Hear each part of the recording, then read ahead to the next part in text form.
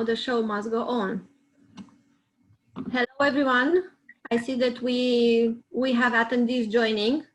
Thank you. We will wait few more minutes, allowing time to all attendees to join. I hope you hear me, first of all. We are for sure. Thank you. Thank you, dear colleagues.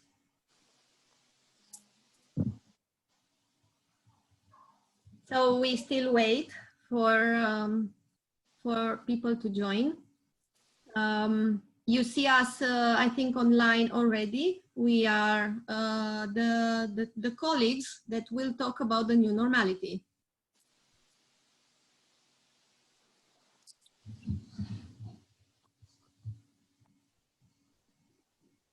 We have to think in the future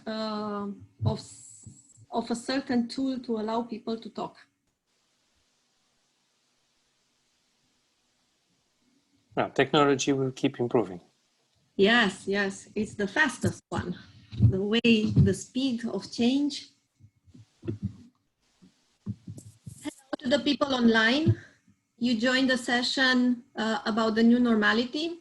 So we are still waiting for people to join. We will allow more time.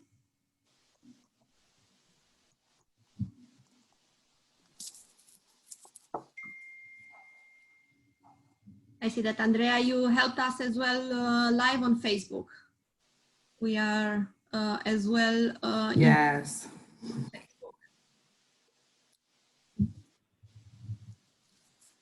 So if I will repeat to the people that already heard us, hello, just don't be disturbed, but there are new people joining.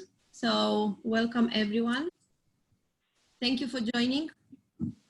We will still wait.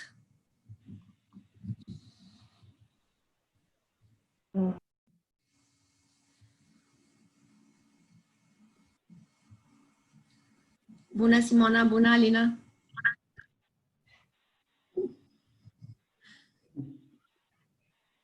So people are, they are still joining this session. I think it's a good sign. Then it's really an interesting topic that we will address.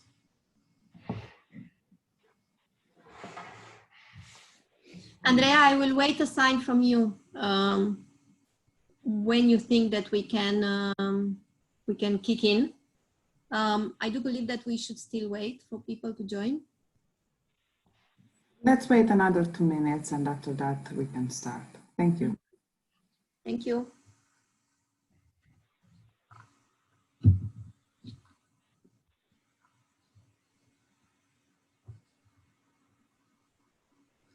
So we are here at the ABSL Business Mixer Week, and it's about how to define the new normality. So let's see if people will still join. 1 more minute, and then we will start.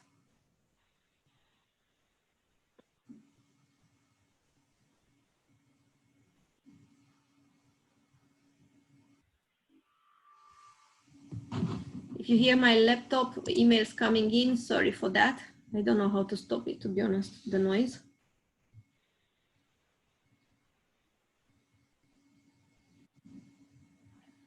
So hello to everyone online.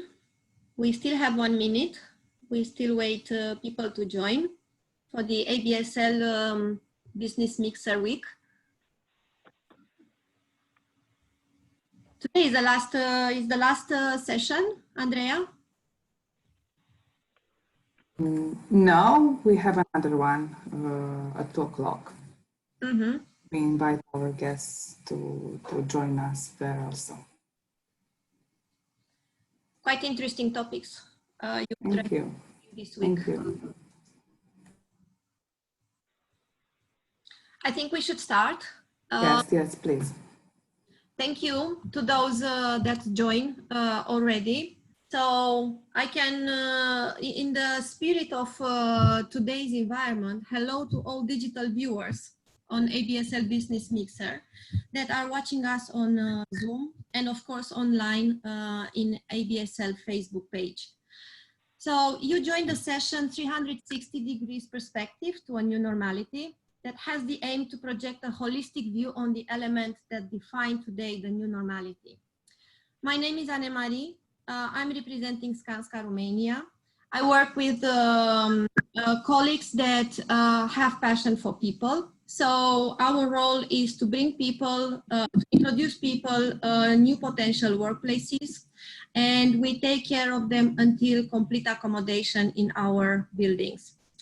Now, I want to tell you from the start that this will be a talk show, and it's we expect that it will be an open and interactive dialogue with questions that, of course, I've prepared, and you will see along the session how the flow will go on.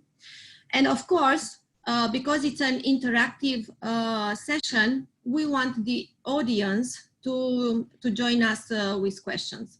So from logistic point of view, because Andrea, our ABSL host, taught me that I have to introduce you how to address the questions. So we have on Zoom, I will check now, the Q&A session where you can place questions. In case you want, and I hope you do, you want to go live with us and address questions, you can raise the hand. Of course, on Zoom there is this option. And as well, you have the option to address questions on Facebook. So there are multiple channels to communicate with us, and being a talk show and a dialogue, I think that it's an opportunity for us and as well for you, the audience. Now, moving on to what's all about. So talking about the new normality, this topic has been addressed in various individual presentations this week. I followed ABSL from Monday until now. I saw the presentation of 𝐡𝐞𝐥𝐢𝐜 about the workplace. So we have Andrei with us. There was as well a presentation from 𝐻EI about how future jobs will look like. And from JLL, what are the changes brought by COVID? Now, our aim in today's session is to look from an integrated approach, considering that people are in the center of the change. Therefore, what is the impact people bring in this? So on one side, we have the change on the working climate, and this is one cluster. When we talk about building design, about the premises or workplaces, or what is green sustainability and safety. The other pillar is the workforce cultural value transformation and society behavior transformation. So everything about people, about workforce, about society. And the last one, it's the legal relationship, the employee-employer relationship or commercial frameworks. Now, this is a comprehensive approach. So definitely I cannot do it alone. Therefore, I address to experts for each cluster that I above mentioned to join me in this dialogue. Now, I will invite my colleagues that define this new normality to introduce themselves. So please, one by one, let us know who you are. I will start. Hi, I'm Maria. I'm from JLL. We deal with real estate strategies for tenants and landlords. And I think this is one of the domain that it's very affected, or changes have happened a lot due to the pandemic. We will discuss a little bit about that in this session.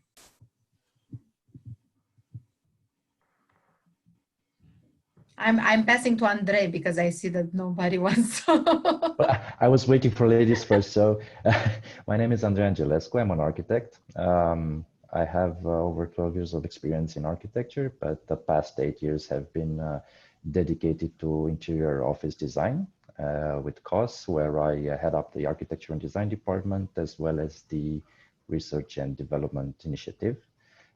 It's one parallel subject that I also treat in my PhD work that I'm carrying out.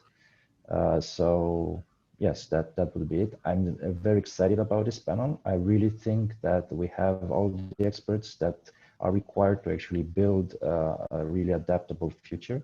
And I'm looking forward to this session and hopefully next ones that can actually have follow-ups on what we start discussing today. Okay, let me introduce myself. My name is 𝐷an Petre. I'm with D&D Research, a local research company specialized in applied psychology research and also organizational research. And I'm here in my capacity as a researcher who conducted several studies regarding work from home.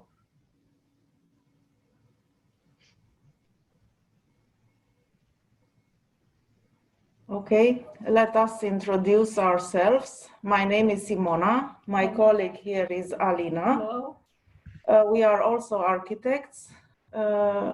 We represent the company, the architectural design company, Architect Service. And we have designed several buildings for Skanska. Let's say our main projects in the company are office buildings. So not only office buildings, we are also designing hotels and residential and also warehouses or anything. But our main scope of work until now was office buildings. So we will try to bring our expertise into this session.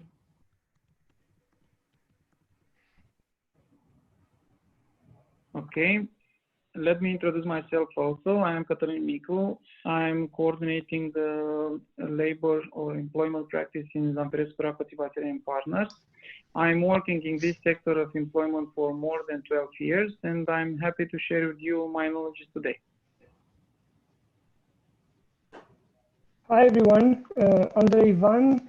I'm heading sustainability and innovation in Skanska CDE, Commercial Development Europe. And I'm also leading a task force. It's called Care for Life Office Concept. And it's a work done from March until now, and it's ongoing. And I'm really keen to get a lot of input from this discussion and to transfer it in this task force. And shortly about that is basically a concept developed to answer today's requirements, needs of office space users. And then we should rethink as well the workplace design with regards to possible future outbreaks as well. So very keen to see the discussions today. Hello everyone, I'm 𝗪𝗼𝗿𝗀, CEO of Societe Generale IBS, Shared Service Center of Societe Generale for Europe. Like all of us on this call, we've been impacted by this long-lasting pandemic situation. I'm very happy to be here with you to share on the impact that it had on the organization, and also happy to have a dialogue regarding the new future of work. We happen to be a new customer of Skanska, opening soon new premises in Politehnica address in Bucharest, and we will share with you also the way we could anticipate and prepare the workplace under the new normal conditions. So I think I'm the last one to introduce myself. Thank you very much. I have to tell you that we witness how people adapt. Today it's about adaptation.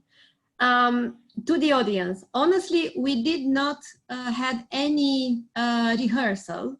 So I did this exercise on purpose to see how we all adapt in online communication. Now, if we would have been in a physical, on a scene, then definitely we would have been on a U shape, and potentially people would have followed just one by one based on the sitting place. So this is a perfect example how communication, it might be altered being digital. However, we will always adapt, either that it's online or as well physical. But definitely today, more than ever, is about people, about what matters to them, about the values that shape their behavior and impact all other components of the professional life, like the way we communicate, the way of working, and the last is the office space. Now, we've heard so many times that companies definitely might think can function fully digital and let's abandon offices. Now, coincidentally, last weekend, I listened to Simon Sinek in a dialogue he had in Brain Minds conference in Bucharest, where he mentioned that we have to remember how organizations operate. And this is based on a human interaction. So I reflected back to the team that I am part of and how we interacted pre-COVID. So just in a normal environment. We had a morning coffee at the office where we shared what happened the other days. We were saying to each other how we feel. We had some small talk in between meetings that helps. This small talk definitely helps solve minor problems. So you always bump into each other when entering or exiting a meeting room. One of the most attractive human interaction in our team was the lunch. Of course, when we could have had that together, because our life is quite vibrant and we have to be outside the office most often. Now, this lunch helped me to keep a discipline in eating, because I am a chaos when we talk about eating, but together with my, my colleagues, I started to eat on a regular hour. So this is an example of how human interaction impact behavior. Now, what I learned is that trust doesn't exist online. So it has to be nourished and requires hard work offline. As a leader, or if you coordinate a team, or if you work with a team, when you have physical presence, then the trust is built because you are exchanging experiences.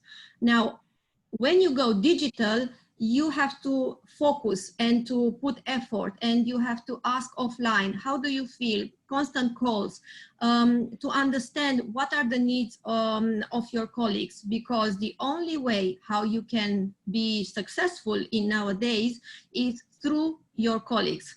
You cannot do it alone. Now, in a digital team, there is the custom to have every week a morning huddle team, where there is a dedicated session only for catching up on each other. Now, this is indeed a way to build the trust, but it's mechanical. The sense of belonging is altered. I'm thinking now, because I've came across various surveys, and one of them that I strongly recommend to all of you, it's an article about the Great Transformation. It's from Barrett Values Center. If you Google it, Barrett, you will find it. And they have done a research about the cultural implication of COVID-19. Between brackets, this company, it's a research company, and what they've done, they reinvented their value proposition. So being a research company, normally you ask a fee for certain researches. So they twisted, and they have done it research focus on specific topic. They've made available this research, and this is one of them that I will just introduce you in brief. And if the customers consider that their job brings experience or good value to that organization, then they will be contacted. And I think that this is a perfect example how we twist in nowadays constantly the value proposition that we give to our customers. Now, in this particular article about the Great Transformation, they made reference about behavior change pre-COVID and post-COVID. And I will just quote from there, saying, when compared with the personal values pre-COVID, we have seen 4 new values emerging in top priority during the pandemic. So there is a twist in the ladder of values, personal values for the people. And this is making a difference, it's adaptability, it's well-being, and it's caring. The values of continuous learning and family were already present pre-COVID, but they increased in the preference and in this transformation. So they had a research on 1,400 people, and this is the result. I will introduce a new concept as well, because for this particular session, I've done extensive research, and I came across a conference held by the CEO of Deutsche Bank, and he was saying that not only him, in the conference Brand Minds, it was also referred this topic, that today it's about a shift of the company's focus from financial targets and efficiency to human capital as main target. Human capital is the one that drives the company's profitability further, because it's about creativity, it's about ways to find solution and to improve the company. These are the values that I've heard as well, I think in the last session, in the first session of Steelcase, because we constantly talk about which are the values that define us today.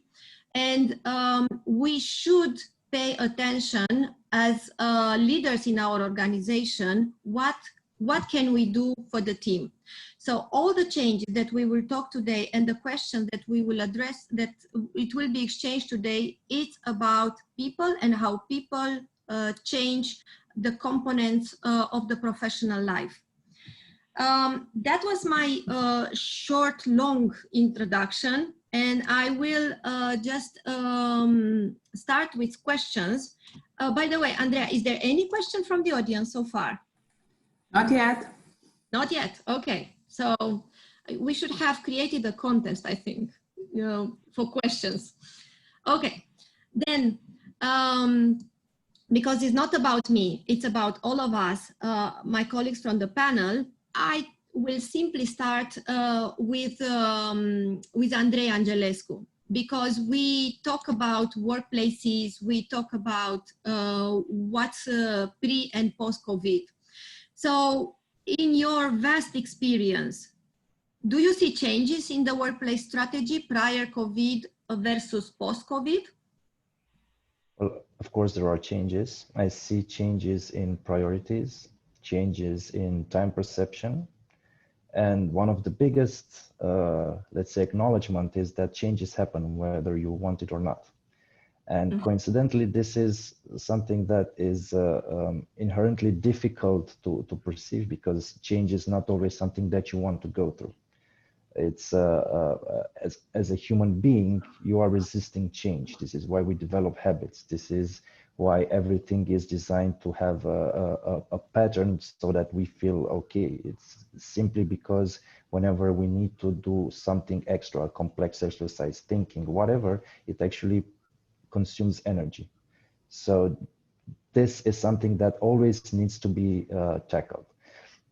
In terms of this changes that have happened, and the biggest, let's say, win is that people and organizations, and when I say people, I actually mean everyone, because we know companies are made of people. So it's definitely a collective, individual reaction to this period. Everyone realized that trends are not necessarily only trends. We need to acknowledge the purpose of them. We need to rethink and reset our mindset regarding how we see our organization altogether. During this time, we managed to actually change and shift from working in the office to working to work from home. This was to ensure business continuity. This was also something that challenged logistically and all other stuff that actually needed to be taken care of to do it overnight.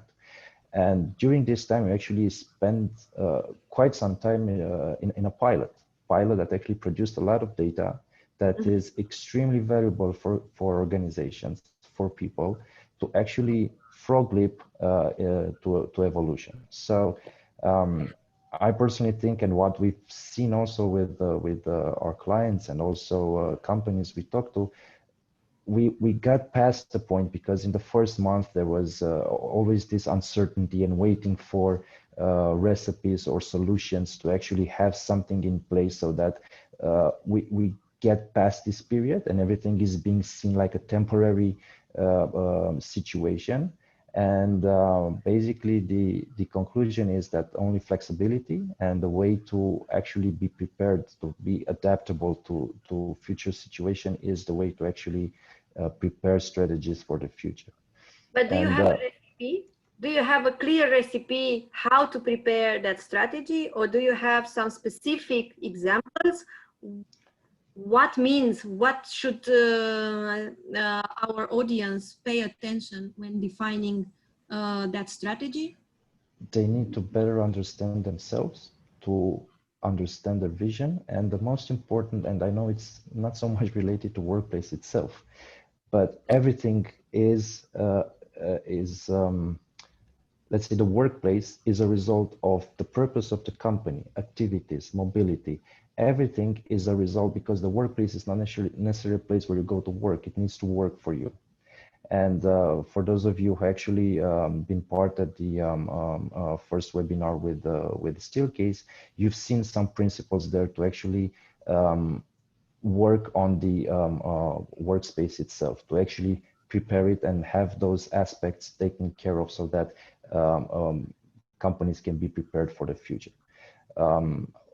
What we actually prepared also is a new concept. So it's a concept that is based on perpetual change. It's called TrueFlex, and it has the core on this change of mindset. Well, when you acknowledge that everything is changing and everything is dynamic, then everything that follows is an adaptive perception to your surroundings.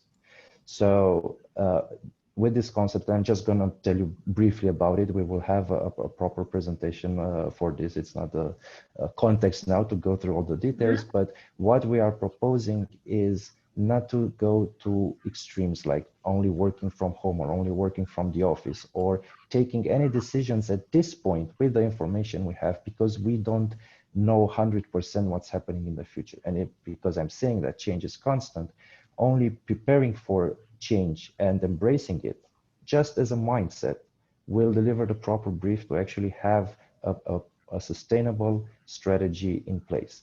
And all this just working on human-centered approach to actually create ecosystems that work for the company, unlock growth, engagement, and in individuals, in teams, so that companies can thrive and have a really benefit from this period.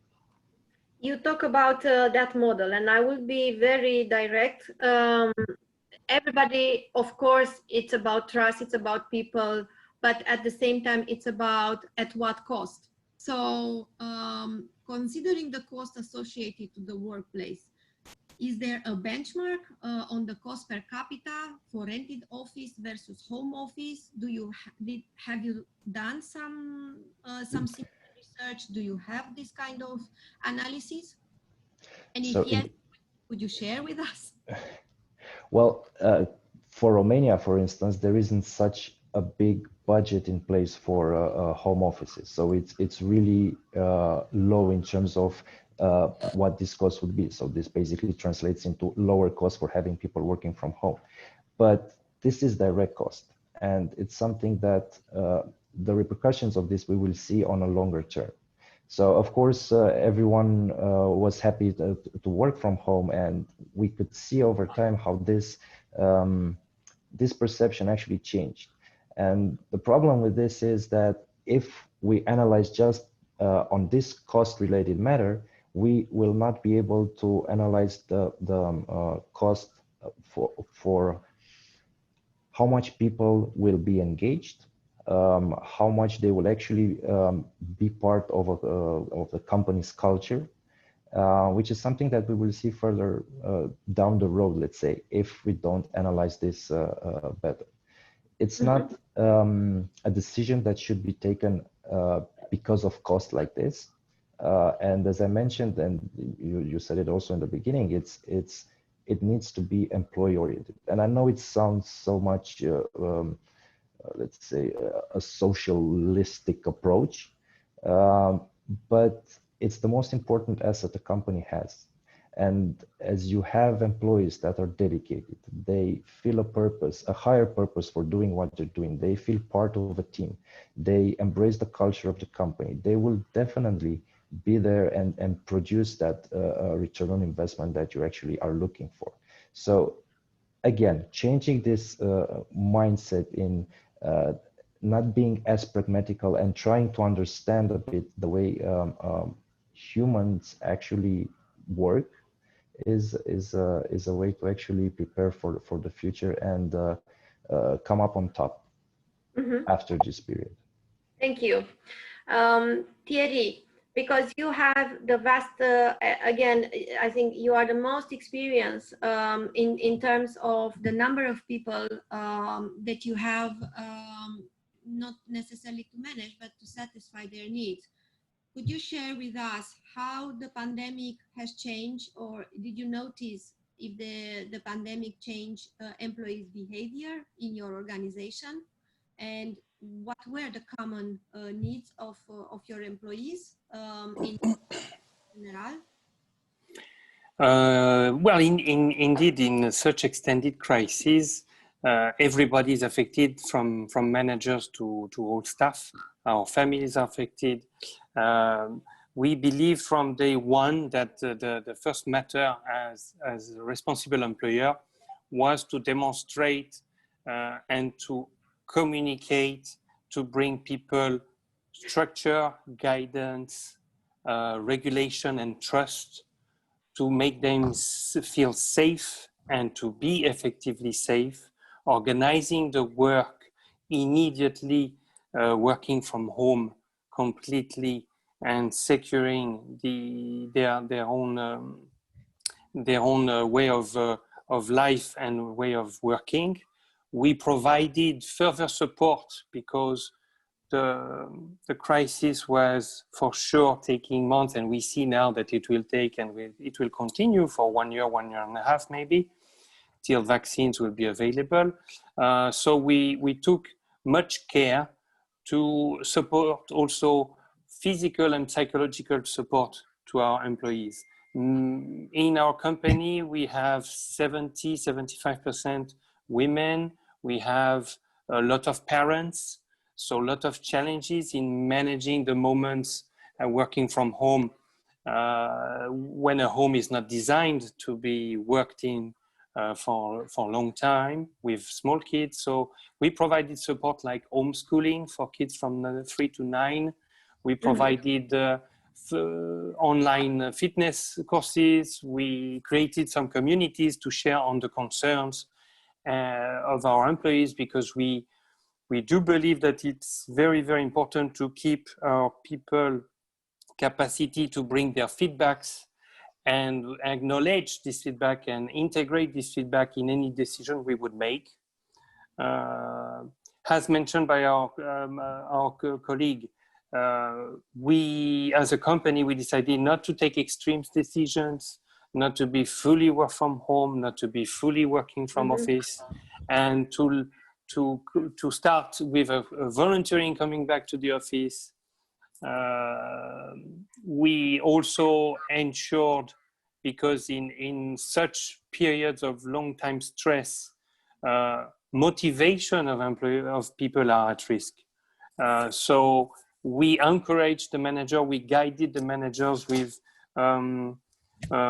toolbox of what to do, how to manage your team online, how to get connected to your people.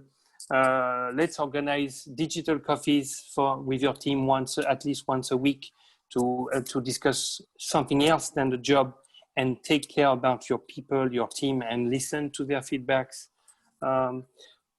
Show them the trust that you have in their capacity to deliver the task, and to showcase their contributions, and let them express their contribution and express and share on the short wins that they could deliver for the team objectives.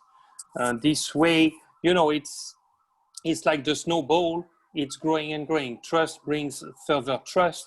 If trust is in place, you can introduce, and we did introduce, very flexible working hours so that we avoid any crowd in public transportation, and we keep listening to feedback. So there is permanent surveys of the group with all the employees to monitor the motivation, the spirit, and listen to people further in designing what's next in the future way of working. And I will have another direct questions about the dynamic in the team's cooperation, because the organization, it's a sum of teams and workflows. So did you see any impact? Because you gave example of motivation of the people, but what's the impact on the team cooperation, and whether did you see that the workflow was affected or is affected by this remote working and distance between teams? Well, I would say that overall, we could rely on a strong IT infrastructure and tools in the bank to ensure immediate capacity to work from home for everyone. So in a week, every 90%, 95% of our staff was able to work from home. And then we could very, very quickly conclude for the remaining population to be able to work from home. So in terms of running the bank and running current operations, we can say and confirm that there was no incident and no impact on productivity of people. Mm-hmm. But indeed, because for a long period of time, working from office was not available, was not allowed even by the regulation, the public health regulations. And now we are coming progressively back to the office. We could see that transversal topics, innovation topics, transitions to new activities was implying several transversal teams on the same topic. And when discussing and working all together on a transversal topic, we could see that the way it goes on fully digital is not ensuring the best conditions to deploy and to share, innovate, and transform a process to be more productive, more secure, mm-hmm. and so on. So there is an impact on such activities of keeping the long-term productivity and added value of the company, but there is no impact on running operations on daily basis. So the mm-hmm. run is not affected in any case. Thank you. Now I will continue, because we are at the social level. And Dan, could you help us with your view, considering the surveys that you run, looking at the social behavior? Because we see a lot of surveys saying that this is a dramatic change that we are going through. And one example is that this change, if we would have been in a situation pre-COVID, would have taken 5 years to have an impact or an effect. Now, within 6 months, you already see an effect on the social behavior. What do you think about this? I think remote work is here to stay, but it's not for everyone and not for all occupations or all industries. I think that saying the future is here, but it is not evenly distributed, it's also very valid in this particular situation. For instance, we have some data that shows that even during the pandemic, the peak of the pandemic, when all those restrictions were in place, there were large categories of people, of workers that went to work. I mean, and we've seen that by looking into the traffic data.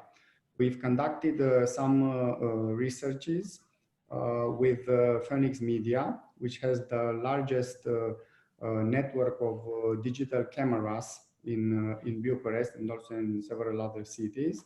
And we were able to monitor, to count the traffic almost in real time. And we've seen that, for instance, in some areas of the city, like in the north part, where is concentrated the new economy, where is concentrated the creative, the IT industry and the creative industries, the decrease in traffic figures were between 60 and 85%. Whereas in other areas, like for instance in Bucur-Obor or Berceni, or areas which are populated with people with, let's say, blue-collar occupations, the decrease was just between 10 and 15%. So even in that period, so my main take is that even work from home, it's a very unevenly distributed thing. So the impact is very different, taking into account the occupations and the industries. So, and yet we don't have, at the moment, we don't have a longitudinal study. We don't have the whole picture about that. We know that Romania is one of on the last places in Europe when it comes to work from home. So we have to bear in mind the fact that most probably we are talking about our industries, about the industries that we are working in. But those industries are at the top of the pyramid. At the base, we have on the pyramid, we have those professions that keep us going. I mean, someone has to dig to dig a ditch. Someone has to install an internet router and so on. So that would be one of my main conclusions. Thank you. Because we have people that are not only in Bucharest, this is a business mixer for the regional cities as well. Do you think that the conclusion is applicable? Yes. General? Yes, because Romania, especially in the last 4 to 8 years, has developed very unevenly. I mean, there are areas which are very much alike to the Western countries, let's say Transylvania, some parts in the central Romania, and other parts which are far less developed. And this conclusion applies to all, in my opinion, to all Romania. It's highly dependent on the socio-demographics, on the way those areas are economically and socially developed at this moment. Thank you, Dan. I will move because we have, as a helicopter view, we touch the impact on the workplace. I will come back to that, but going further, because we follow this flow of discussion. talking about people now, talking about social behavior, we have an impact on the way we relate from business perspective. So Maria, I will kindly ask you from commercial relationship or looking at the impact from the employer point of view, what do you see as a change? There are many changes, but again, all comes from the behavior change that we were talking today. So practically what we realized is that not only it's safer to work from home, but we had also two conclusions, that you can't do it all work from home, but you can do work from home. So it's very interesting because there are two things that are in debate between them, but it's a reality. So even if before COVID, we had the option to work from home, very few companies and very few managers and people were encouraging to really work from home. Because it's a cultural, also in Romania, a cultural thing to come and see that you work, because that's how you work, if I see you to work. But now we realize that it is possible and people can work from home, but in the same time, with all the studies and with after few months, we realize that it's impossible only to work from home. So the first conclusion that I've seen in the corporate clients and the things that we saw is that we need to bring people back to work at a certain point in stages, but we also will be able to let them work more from home. And as a first direct impact, everybody in a crisis thinks, oh, real estate, it's a cost. Oh, they can work from home. Oh, let's reduce space. So this is, you know, it's like, and it's normal. It's and theory would look at it. It's normal. It's a cost. You can reduce it. They can have benefits from working from home and not stay in traffic and so on and so forth. But then, and this is the fact, and I'm glad to see that corporate clients are not rushing into this kind of decision, because it's not only, you know, let's reduce a real estate cost because they can work from home, but it's, as Andrei was saying, it's what are we doing with the offices that we have? Are they now the offices that we need for our employees? And for this kind of work, 3 or 4 days in the office, 1 or 2 days in back home? And the conclusion is also no, they are not, because if you look to the majority of the office buildings that we have, there will be a lot of desks. Oh yeah, one of my client was saying, like, say that there are chicken farms in a certain point. So there are a lot of offices, and people don't want that anymore. They want to come into the office and innovate, work in a team, be with their colleagues and be able to communicate, because this is what they lacked by being at home. So I think it's an analysis to be made, and to look at how the office should look, how you can reduce cost if it's the case, because it's a crisis and you work from home, but how to do this in a manner that helps productivity, helps adaptability, flexibility, and so on. So I think we are still in a debate on looking at the office space and what is the real impact on the market. For the moment, it's clear that the trend is let's reduce in a certain way the spaces and have flexibility from landlords in our leases, meaning that if in 1 or 2 years something else happens, I can give back some space, I can lease more space if I need, and so on. So the flexibility translates also in the leases. Mm-hmm. And we need to adapt to this flexibility also from other perspective, because if we look, yes, of course, it's important, but all these office buildings have banks in the back, have investors in the back. They are looking at it to be sold to somebody to offer profit, and a sustainable one. So the adaptability of the real estate market. It's not only in a lease and how flexible we can be there, but also of the view of all the market, of the investors, of the banks, and everybody that is involved in this. So I think that my advice generally, and our advice as JLL, it's don't rush in any decision. As the cost that you will have with your employees could be higher than the cost of the real estate, first of all. We are here to help to reduce the cost, but let's find flexible and creative solution to that. Yeah. And I think that design will play an important role in the next years.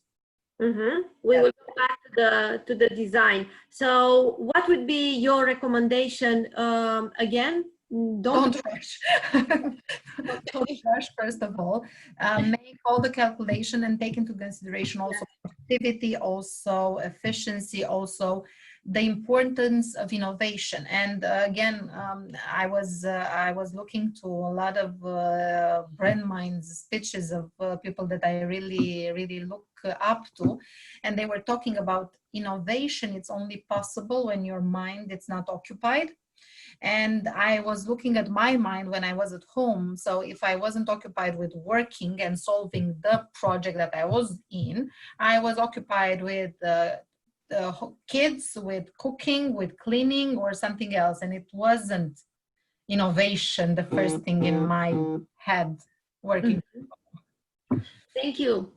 We have a question. So thank you, Colin. You made our day for the start. It refers to you, Dan. And I will read the question addressed by Colin, although I don't have his English accent. Yeah, we can learn from him. Now, Dan makes a very good point. SMEs organizations have less resources and more reliance on idea generation for future growth and strategies from their colleagues. Those spontaneous moments are missing right now. How does the panel think that smaller companies can encourage teams back to the office? Is it different from the bigger organizations? So who wants to take this? I can also, to be honest, I will give Colin, I will take the answer, and then perhaps Dan and Thierry, or even Maria. But I will give you the example that we have, and I experienced in the building where we Skanska have our office right now. It's our own project, Equilibrium. And our strategy usually is to have a larger tenant, so someone that will occupy a bigger part of the company, of the building, and then the rest of the space, ideally small space, to be occupied by small companies. Now, looking only from the real estate perspective, not from the social perspective, what I notice is that larger companies that are on the same street with us, they had this policy of working from home immediately, while the smaller companies, they engage their teams, of course, looking at the industries. So we have a mix of industries in our building. They had a larger presence at the office. So this was so visible, and I was asking, why do you encourage your people to be in the office? And these small companies, because we have companies of around 100 people or 50 people, this is the range. They said that for these small companies, they need the team cooperation. It's more efficient if they are in the office, or they meet, or they combine working from home with coming to the office, of course respecting the procedures that the authorities had imposed. And let's see what will happen as of next week. Now, Dan, to you as well. I don't know if I replied to you in full, Colin. So Dan, this is also for you. Thank you. I think that what you've said, it's based on a real situation. There are huge differences between multinational companies and SMEs and small companies. In my opinion, I think the best way to go forward for SMEs and small companies that are based on their businesses are based on innovation and entrepreneurship and doing new things, the new economy. That's how I call it, is to use a mixed approach, to have a combination between working from home and working from work, from the headquarters, because this kind of activities and this kind of social dynamic is extremely important to generate innovation and to keep things moving on. Also, people usually working in this kind of businesses are young people. They are less affected by the health situation, and also the impact, the psychological effects on young people are greater than on mature people. Let's put it this way. They need this kind of social dynamic. They need this kind of interaction. For instance, one of the great downsides of this situation is it's called it's called professional isolation, and some types of businesses and some types of people are highly affected by this kind of professional isolation. I mean, remote interactions are very, very different from personal interactions. And some companies and some businesses and some people are more affected by this than others. So my recommendation, my solution would be to use a mixed approach. And I have just one more idea here. We've conducted some researches, for instance, in this industry. We've only conducted this kind of research in this industry, law and banking. And for instance, up to almost 30% of the people would up to 25% would like to come to work from the headquarters. 25%, and that's a strong option. And 70% would prefer a mixed solution, which is pretty much under their control. So to have the freedom to choose when to come and when to stay home. So that would be, in my opinion, the best way to go forward for this kind of companies. Thank you. I will go to following the logic, because if there are questions, please go ahead. But still, we are entering into these commercial frameworks and as well relationship between employer and employee. And here I would like to invite Cătălin to share with us his thoughts, especially from his expert point of view. When we talk about the labor agreement, does the Romanian legislation help this way of working? What would be your recommendation to the employees and to the employers as well? What kind of agreement to use? Thank you. And yes, hopefully, likely the legislation changed a little bit in the last 3-4 years, and we have teleworking in place. Also, work from home came into our attention. also this concept has a good regulation in our labor code. But speaking about labor relations in this period, I will say that the queen of organizing the labor relationships is teleworking. Why? Because, as you said already, work from home, which is one way of conducting work only from your domicile or from your residency, is not a solution. It came up with isolation problems. It came up with some mental problems for some employees.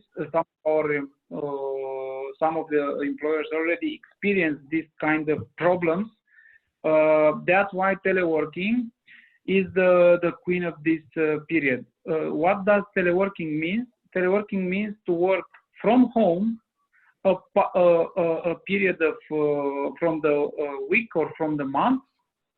The law says at least 1 day per month, and working also from different other locations, which might be from your domicile, from your residency, from a coffee shop, from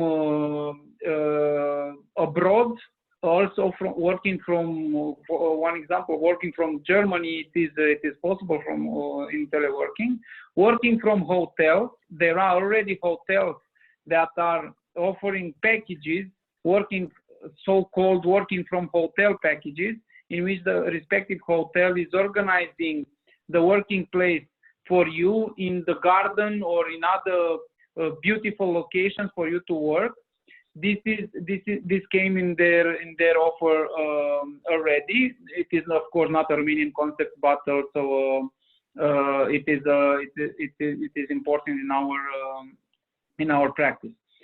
So teleworking is the queen, but however, teleworking is a solution not only for the COVID crisis, it is also a solution for the future.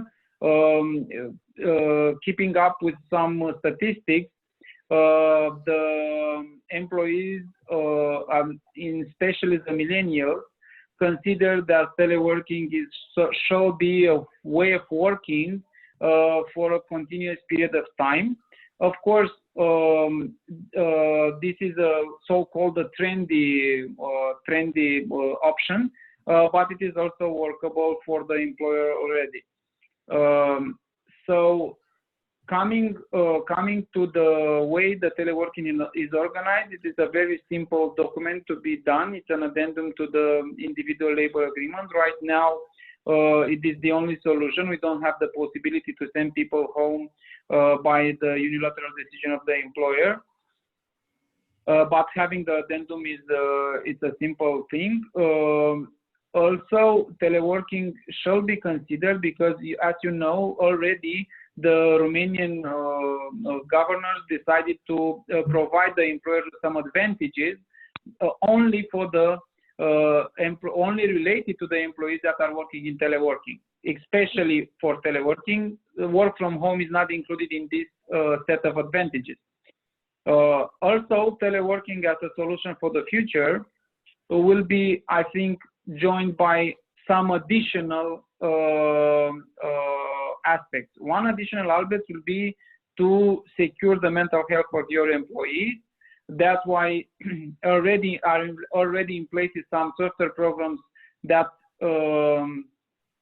are able to obtain some feedback from the employees, to obtain some feedback about the mental health, and there are some mechanisms for coming up and trying to solve any possible matters. Also, teleworking is coming with some additional costs related to securing connections, securing the devices, including chairs, for example. It is a very important aspect from the health and safety perspective. So teleworking is not coming only with advantages, it's coming also with some additional costs. And not only costs related to securing the mental health, costs with securing the way of securing the possibility of working from outside the office, but also it will come with costs related to maintaining a good team spirit in the company. You know, there are already employers in Romania who are organizing so-called team buildings online, but not only online. You know, there are already in place some concepts in which a part of the employees spend together time, not only as the regular team building in outside the town, but in the town, in parks or in coffee shops. Of course, this is coming with additional costs for the employer because all the costs are covered by the employer. But however, I think teleworking is just at the beginning, at least in the Romanian market. It will be developed. It will be the way of doing business, but we are far away from having explored everything that this concept will give us. Cătălin, do we have some real cost, you know, some, you know, like how much an employee should spend for this telework? If you don't, I'm just asking, I don't know. Yes, I don't have some specific information about the cost per employee, because this is a practice which is under development, for example, let's say. I know that there are employers providing their employees with additional extra money, expenses, for example, for covering electricity and other related costs. It's coming from 50 lei to 150 lei. But I think this is not the only cost with teleworking. Please consider that in order to implement teleworking, there were employers spending from 150,000 euro to 250,000 euro just for securing devices, for securing connections, for securing platforms to access servers, to implement programs for securing the data protection, to buy software for securing the secure connections to servers. So there are other costs with the platforms for securing the mental health, costs with team building, costs with trying to enjoy, for example, the life at home. There are already entertainers put it at the disposal of the employers, the employees, by the employers. So teleworking is coming with additional costs. Like I said, it's just the beginning. Probably the cost will get increased in order to secure the connections between the employees, to secure the good dynamics between the employees. You know what? The first conclusion of the employers was, look, when starting from the moment when we started to work remote, there is a lot of tension between our employees.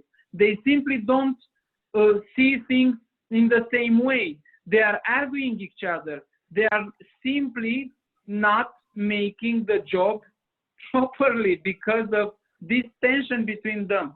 So yes, it is not working only remote is not a solution for sure. Teleworking will come with additional costs, definitely. I don't know at this moment what will be the cost per employee, but like I said, for some kind of expenses, we are speaking about from 50 to 150 lei. But if I had to translate all the costs spent for devices, connections, etc., probably this cost will go for more than 2,000 euro per employee. Thank you. Considering the cost of a chair and of a good connection to servers. Thank you for the answer and for the curiosity, Maria. And we have other curious person with a question. It's in Romanian, and in order not to alter the substance, I will read it in Romanian, and it's addressed to all of us. So, sorry Thierry, but I will go to Romanian language. And afterwards I will translate to you. Sunteți prezenți specialiști din diferite arii, există zone de clash, unde recomandările legale nu se potrivesc cu cele specifice psihologiei organizaționale sau cu recomandările arhitecților. Ați observat în activitatea voastră astfel de dificultăți? I will take it because I think we need more to digest for this question. And if not, Alex, please write again or raise hand and you can connect with us live. So having different expertise and looking at the things that do not integrate to each other, like the legislation together with the workplace, together with the human behavior requests, there are clashes areas. Do we have an example where we have this kind of clashes? Yeah. Okay. Go ahead then. I will come later. In Romanian or in English? Our answers. Yeah, good point. Because Alex addressed in Romanian, I think we should speak in Romanian. Okay, thank you. So I'll switch to Romanian. Da, am întâlnit astfel de contradicții. După părerea mea, chiar sunt cumva structurale. Și dau un singur exemplu. Interesele angajatorilor sunt profund diferite de interesele angajaților. Și asta este o linie de clivaj extraordinar de importantă. Perspectiva la care eu mă raliez este cea a angajaților. Adică cred că de acolo trebuie construită organizația din această perspectivă. Pe mainframe-ul pe care îl pune la dispoziție, felul în care este construit business-ul de sus în jos. Și aș da un exemplu, sau două exemple aici. Literatura arată că sunt două zone care sunt puternic impactate negativ de lucruri de la distanță. Productivitatea și izolarea profesională. Productivitatea poate să scadă până la 40%, ceea ce îi afectează foarte puternic pe angajatori. Multitasking, faptul că nu mai ai o balanță viață personală, viață profesională cum era înainte, copii, familie, tot felul de astfel de lucruri pot scădea productivitatea până la 40%. Dar angajatorii doresc să o urce, să o țină măcar cum era înainte. Și aici strategiile sunt diferite și apar tensiuni. Și a doua, izolarea profesională. Pentru că oamenii au nevoie să comunice, să fie interconectați și din punct de vedere tehnic, profesional. Nu doar din punct de vedere, adică de unde se informează prin participarea la aceleași grupuri. Dau un singur exemplu. Pauza de țigară este una dintre cele mai importante, unul dintre cele mai importante momente și de conectare și de adunare de informații, nu doar socială, ci și tehnică, profesională, în interiorul unei organizații. Poate să fie altceva, poate să fie pauza de prânz. De cafea, asta vreau să zic, te rog, că noi suntem. Am dat exemplu cel mai puternic, dar la pauza de cafea, pauza de masă. Și aici, din nou, pot să apară contradicții între recomandările pe care le dau niște specialiști în funcție de area lor de competență și cele pe care le dau ceilalți. Eu ader la punctul de vedere care vine dinspre psihologia organizațională și focus pe oameni, pentru că în noua economie în care începem să trăim și noi în România măcar un pic, randamentul cel mai mare este extras din oameni, de la oameni. Mulțumesc. Thank you. And now we will switch to English. I hope Alex is satisfied of the answer. Thank you for this. I would, because we, from the time allocated by ABSL, we still have 15 minutes, And because we didn't touch the design, we were looking at those three pillars, looking at the working climate, at the people, and at the legal relationships. In the climate, we have the workplace, like the workplace strategy, but as well the building design and sustainability. This is not an order, it was just a flow of discussion. So I will look at Simona. She has extensive experience looking at the buildings that she designed. So one question that would go with this topic that we address is, what would be the focus points in the design of the building that every employer should analyze when selecting a building as workplace for its employee?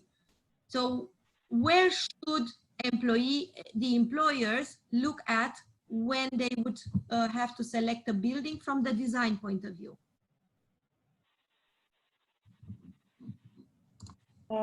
I will start by telling you that I am impressed about your capacity to look at the actual situation as at the new normality, which in fact is a medical crisis. Personally, we prefer to see it as a temporary phase which demands adaptability, creativity, and flexibility, as everybody said, is the key word for this situation and for the future as well. So we believe that it's about adapting also the existing buildings and of course taking care of new features when designing new buildings. We as architects answer to the request of a client's brief. We can design and of course propose solution according to the necessities of each client. When we are talking about existing buildings, I think that we can start from large to small scale. And the first issue could be the distance and the way the employees are traveling to the workplace. Mm-hmm. Touching this issue, it might be interesting to consider to have several workplaces in the city. Of course, it is a difference between large companies and small companies, as was mentioned before. Mm-hmm. There are, let's say,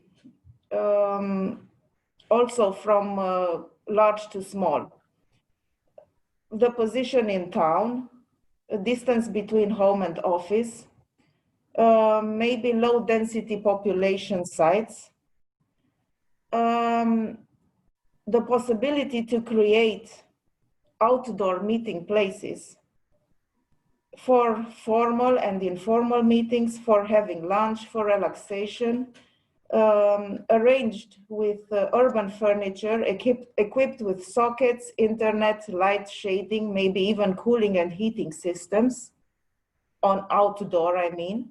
Mm-hmm. Green areas for the good air quality. Parking places to come to the office by car, ideally using car sharing, right? Bicycle parking places and washrooms for people coming by bicycle, and encourage people to use the bicycle. That brings low risk and more physical activity, good shape. Presence of building amenities to reduce circulation of people outside the building, like restaurant, supermarket, gym, and other facilities. Overall, it is a matter of a healthy environment that keeps people healthy using this environment. Of course, it is very important to have enough or a good ventilation with fresh air inlet, maybe also by openable windows. The lobbies and common spaces should be generous to permit organizing the circulation, enter, exit, to have conducted circulation, not chaotic. Touch-free technologies like control access through turnstiles, bathroom for visitors, maybe inside the building, the vertical circulation is important by limiting the number of people using elevators and encouraging people to use staircases, maybe at least between levels. There is also a trend to design buildings with exterior staircases, which is of course helpful in this situation. Toilets equipped with touch-free tap, floor-to-ceiling partition between the toilet units. Let's come to the open space configuration, where a building with a central core allows organizing large inner circulation paths around it in a specified direction. Of course, the signage is very important, but this is something that can easily be developed. Natural light, views towards outside, less density per surface.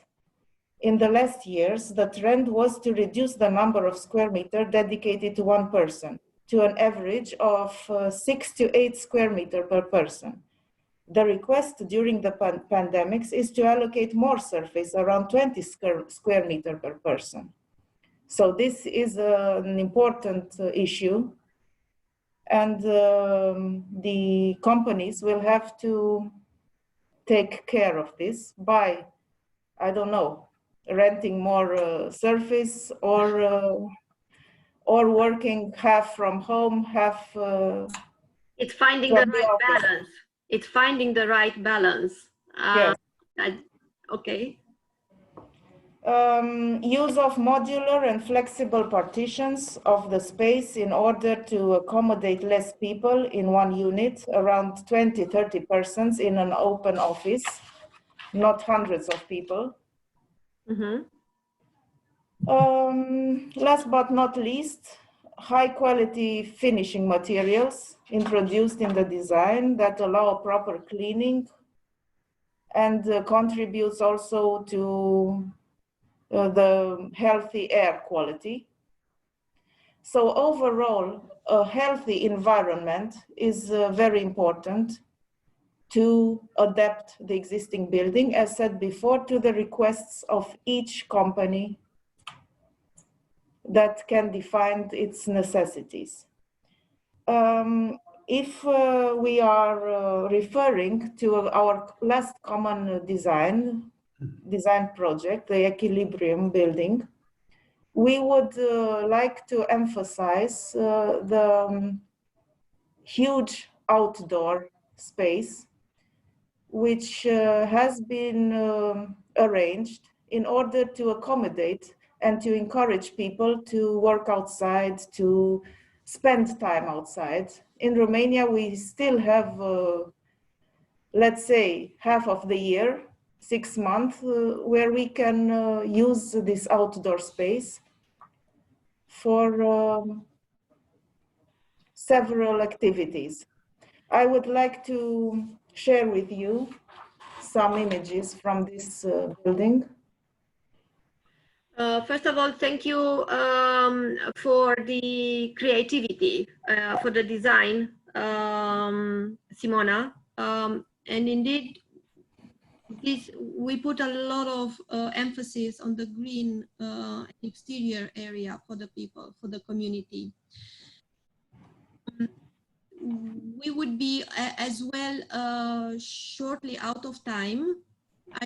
If Alina, if you can manage this sharing, if not, I would go to Andrei, because you mentioned about the earlier about the healthy environment and how materials, different materials, they do contribute to the healthy environment.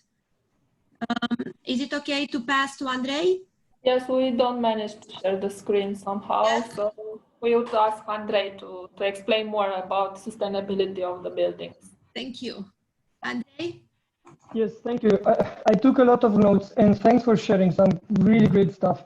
And just to build on that, we had a journey from deep green to deep human, and that's confirming everything that was discussed today here. And we will continue this journey. And we started with the WELL certification, confirming that we focus now more on the user's experience and health and well-being, not only on the energy efficiency or the efficiency of the building. So that's confirmed. And then to sum up for the audience, like my key takeaways from this one, and confirmed as well by health and safety rating, the focus is pretty much on air quality, water quality, health services resources, stakeholder engagement and communication, innovation. These are criteria and focus areas in this rating. And it's a third-party certification issued by International Well Building Institute in the summer.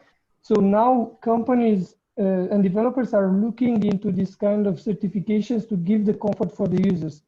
And then I was trying to see as well, like, what is the definition of the sustainable workplace while listening to you.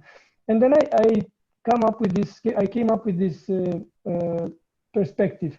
Like, a sustainable workplace should be users' preferred option for going to work, having the comfort of working in safe environment, supporting users' well-being. Because listening to you all, it's not a perfect solution going to work from home or teleworking and so on. It's more about being flexible to listen actually to the user's needs, and then being able to offer him the best option for his workplaces, being close to the amenities, having access with great air quality, water quality, daylight, and so on and so forth.